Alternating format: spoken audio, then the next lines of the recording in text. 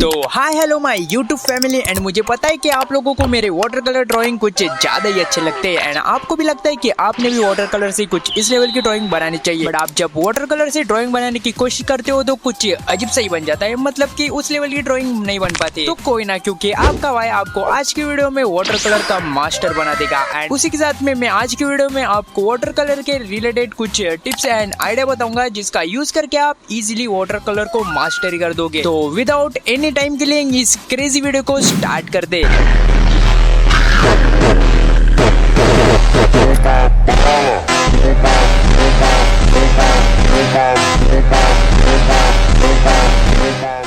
तो मैं आपको एक एग्जांपल के साथ ड्राइंग करके दिखाऊंगा एंड उसी के साथ में वाटर कलर के एक एक पॉइंट को एक्सप्लेन कर दूंगा एंड इसलिए मैंने लूफी को ड्रॉ कर रखा है एंड इसको कलर करके मैं बताऊंगा कि आपको वाटर कलर को कैसे यूज करना है। एंड उसी के साथ में मैं आपको बता दूं कि आपको वाटर कलर को यूज करने के लिए कम से कम 150 GSM के ऊपर के पेपर को यूज करना है, जिससे आपको ड्रॉइंग करने में कोई दिक्कत ना हो। एंड आज की वीडियो में मैं कलरिंग के लिए इस 70 रुपीज के कैमल के वाटर कलर का यूज करने वाला हूँ। तो कलरिंग करने से पहले आपको आपके ड्रॉइंग को थोड़ा सा फेड कर लेना है, जिससे जो एक्स्ट्रा ग्रेफाइट है वो मिट जाए एंड कलर के साथ ब्लेंड ना हो जाए। देन उसके बाद में इसके ऊपर फर्स्ट लेयर देने वाला हूँ एंड फर्स्ट लेयर देते वक्त आपको एक चीज को ध्यान में रखना है, मतलब आप जो कलर यूज करने वाले फर्स्ट लेयर में वो थोड़ा सा लाइट कलर होना चाहिए। फर्स्ट लेयर में आपको कलर से ज्यादा वाटर का यूज करना है, जिससे आपकी कलरिंग स्मूथ हो जाए। देन फर्स्ट लेयर सूख जाने के बाद ये कुछ ऐसा दिख रहा है एंड फर्स्ट लेयर सूखने के बाद मैं इसके ऊपर पिंक कलर से शेडो मार्क कर लूंगा, जिससे मुझे अंदाजा हो जाएगा कि कहाँ तक शेडो आने वाली है। एंड शेडो मार्क हो जाने के बाद अब टाइम है इसके ऊपर सेकेंड लेयर अप्लाई करने का, मतलब कि शेडो पार्ट को ड्रॉ करने का। एंड इसको कलर करने के लिए मैंने इसके स्किन कलर में थोड़ा सा ब्राउन कलर को ऐड कर दिया है, जिससे शेडो का एकदम परफेक्ट स्किन टोन मुझे मिल गया है।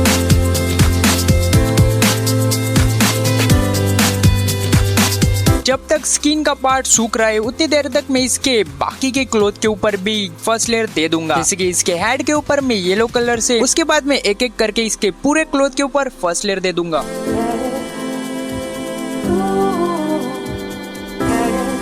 एंड लूफी के हेयर को कलर करते वक्त मैंने इसके ब्लैक कलर में थोड़ा सा ब्राउन कलर को मिक्स किया है, जिससे ये कलर पूरा ब्लैक नहीं तो थोड़ा ब्राउनिश हो गया है। एंड आपको भी कभी भी अपने ड्राइंग के ऊपर ब्लैक कलर का यूज नहीं करना है, मतलब कि आपसे कोई गलती हो भी जाए तो उसको आप सुधार सकते हो। देन मैंने जो क्लोथ के ऊपर फर्स्ट लेयर दिया था वो अभी सूख गया है, तो अब टाइम है इसके ऊपर सेकेंड लेयर देने का। एंड सेकेंड लेयर देते वक्त मैं कलर में थोड़ा कम पानी का यूज कर रहा हूँ, जिससे जो कलरिंग हो वो डार्क लगे। एंड जहाँ पर मुझे और ज्यादा डार्क कलर की जरूरत है वहाँ पर मैं ब्लू या फिर थोड़ा सा ब्राउन कलर को मिक्स करके उसे थोड़ा ज्यादा डार्क कर रहा हूँ। एंड आप जब सेकंड लेयर को दोगे उस टाइम आपको अपने रेफरेंस के हिसाब से जो कलर है उसको बनाना पड़ेगा एंड उसी हिसाब से आपको कलरिंग करनी पड़ेगी। एंड स्टार्टिंग के टाइम में आपको डार्क कलर को अवॉइड करना है, जिससे आपके ड्राइंग में कोई मिस्टेक हो भी जाए तो आप उसको बाद में रिपेयर कर सकते हो या फिर उसको चेंज कर सकते हो। बट अगर आप डार्क कलर का यूज कर दोगे तो उसको आप मिटा नहीं सकते या फिर उसके ऊपर आप कुछ कर भी नहीं सकते। वाटर कलर ट्रांसपेरेंट होता है, इसकी वजह से आपको लाइट कलर को सबसे फर्स्टली यूज करना है, देन उसके बाद डार्कर शेड को अप्लाई करना है। एंड वाटर कलर को यूज करते वक्त आपको लग जाएगा कि आपकी ड्राइंग खराब हो गई है, बट